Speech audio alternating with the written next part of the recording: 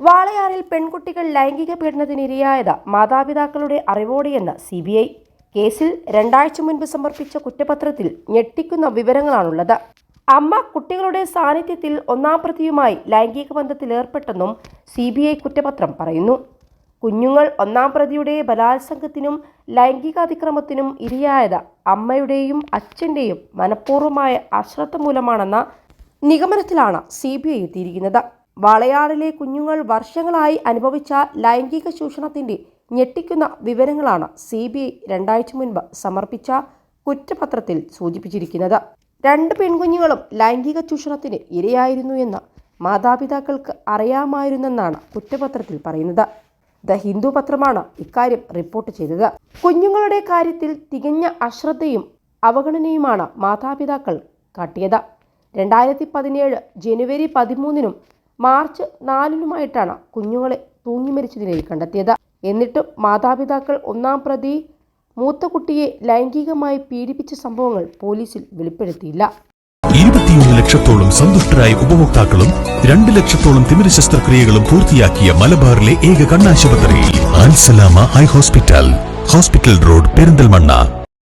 പെൺകുട്ടികളുടെ അമ്മ കുട്ടികളുടെ സാന്നിധ്യത്തിൽ 1-ാം പ്രതി മധുവുമായി ലൈംഗിക ബന്ധത്തിൽ ഏർപ്പെട്ടു.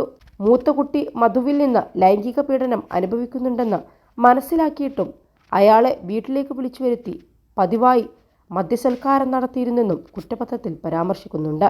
1-ാം പ്രതി 2016 ഏപ്രിലിൽ മൂത്ത മകളെ അപമാനിക്കുന്നത് അമ്മയും 2 ആഴ്ച കഴിഞ്ഞ് പ്രതി വീണ്ടും കുട്ടിയെ പീഡിപ്പിക്കുന്നത് പിതാവും കണ്ടിരുന്നെന്നും CBI പറയുന്നു.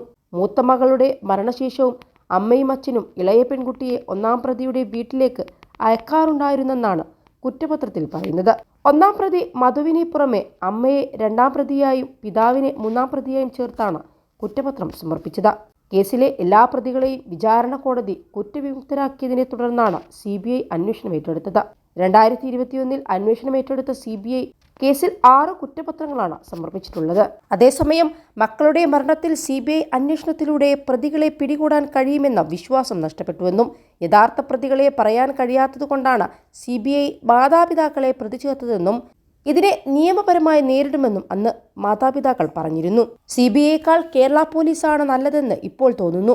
മക്കളുടേത് കൊലപാതകമെന്ന കാര്യം ഒരിക്കൽ തെളിയും. കേസ് അട്ടിമറിക്കാൻ തന്നെയാണ് CBIയുടെയും ലക്ഷ്യം. യഥാർത്ഥ പ്രതികളിലേക്ക് അവർക്ക് എത്താൻ കഴിയാത്തതിനാലാണ് മാതാപിതാക്കളെ പ്രതി ചേർത്തത്. നേരത്തെ പോലീസ് നടത്തിയ അന്വേഷണം തെറ്റായ രീതിയിലായിരുന്നു. കേസ് അട്ടിമറിക്കപ്പെട്ടു. ഇത് കോടതിക്കും സർക്കാരിനും ബോധ്യമായതിനാലാണ് CBI അന്വേഷണത്തിന് ഉത്തരവിട്ടത്. എന്നിട്ടും കേസ് അന്വേഷണം ശരിയായ ദിശയിൽ ആയിരുന്നില്ലെന്നതിൻ്റെ തെളിവാണ് ഇപ്പോഴത്തെ സംഭവങ്ങളെന്നും പെൺകുട്ടിയുടെ അമ്മ കഴിഞ്ഞ മാസം പറഞ്ഞിരുന്നു.